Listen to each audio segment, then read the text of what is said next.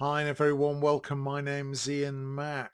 So, about 10 or 12 years ago, I took an old girlfriend to her very first ballet at the Royal Opera House in London to see Swan Lake.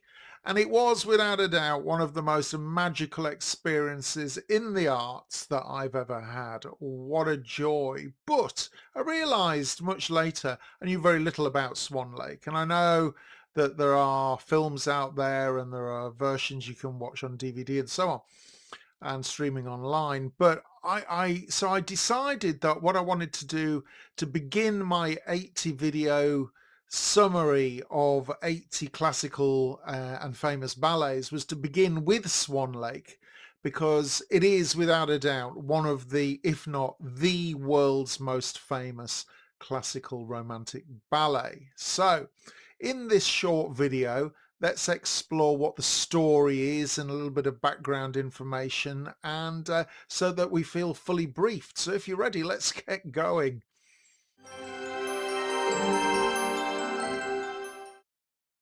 Swan Lake is a four-act ballet by Tchaikovsky. It premiered in 1877 at the Bolshoi Theatre in Moscow, but it was re-choreographed in 1895 because its initial launch wasn't that successful. So a whole sequence of different parts were re-choreographed, and from that point onwards it became one of the most beloved classical ballets in the world. So the one that you view today when visiting the theatre is the version that was re-choreographed, most likely in 1895.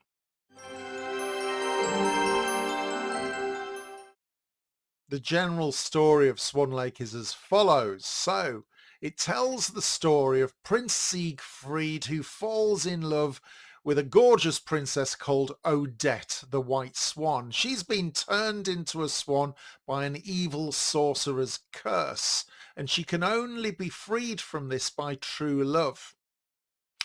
However, the sorcerer tricks Prince Siegfried into pledging his love for the sorcerer's daughter, Odile, who is the Black Swan. Now, she happens to look like Odette. Realizing his mistake all too late, he's fallen in love with the wrong one. The prince tries to fix things, but the curse is too strong, of course. In most versions of the ballets you see, the lovers die and they're reunited in the afterlife. However, there are some versions that do offer, thankfully, a happy ending. So we've got Odile the Black Swan and we've got Odette the White Swan.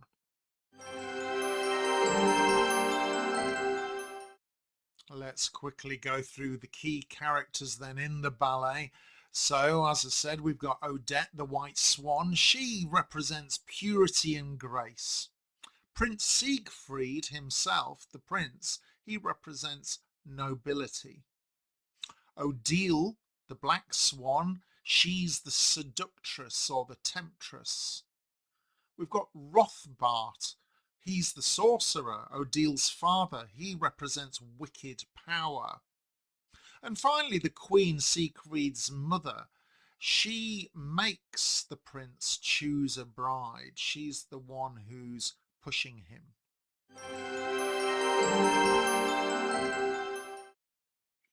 As we commence the first act, it's the prince's birthday. So Prince Siegfried is celebrating in the royal gardens with friends and courtiers. His mother, the queen, reminds him that he must choose a bride at the upcoming royal ball. He's feeling pressured there. So, feeling pressured and unsure about love, Siegfried escapes to the woods to clear his mind, as one would. As night falls, he sees a group of swans flying overhead, and he decides to follow them, taking his crossbow. He doesn't yet know that this will lead him to the magical lake and to Odette, the enchanted white swan princess.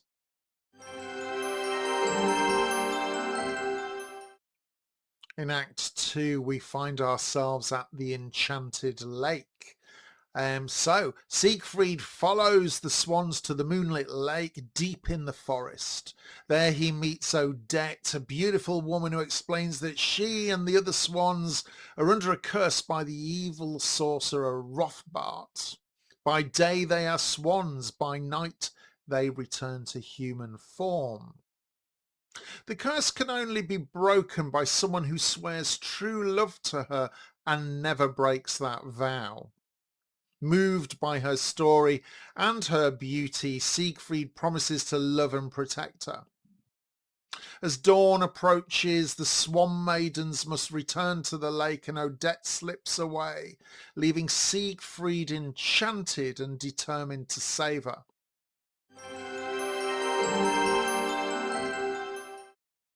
Act 3 is the royal ball. So at the palace, the queen hosts a grand ball where Siegfried is expected to choose a bride.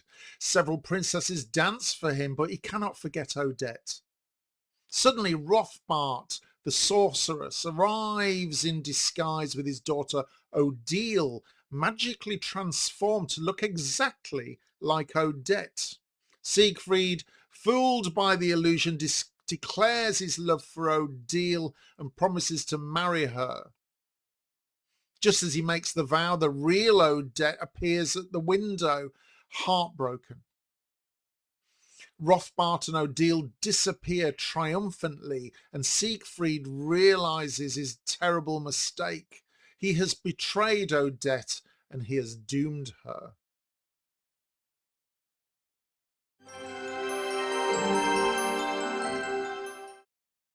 In the final act, Act 4, we witness the tragic end. So back at the lake, Odette, remember Odette is the white swan, she tells the other swan maidens that what's happened, and Siegfried rushes to the lake full of remorse and begs Odette to forgive him. Though the curse cannot be broken now, their love is still strong. Depending on the version of the ballet, the end varies. So in the most famous version, the lovers choose to die together, breaking Rothbart's power. It's a little bit like Romeo and Juliet almost. In other versions you may see Odette forgives Siegfried and they triumph over the curse. Either way, the ballet ends with a sense of eternal love and tragic beauty.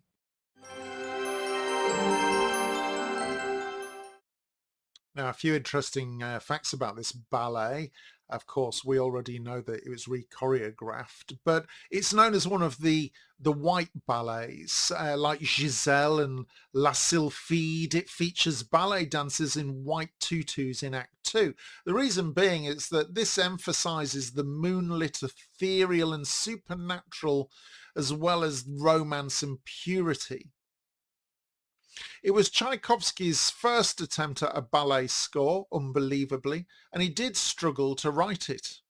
The story itself is based on multiple old European folk tales, often of women turning into birds.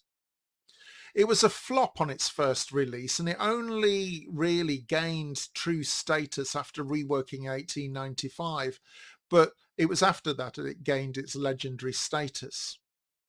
And from a ballet point of view, it is considered a career-defining role for a ballerina. The reason being that there's a difficulty in the duality of the role, because both swans, white swan and black swan, Odette and Odile, are played by the same ballerina.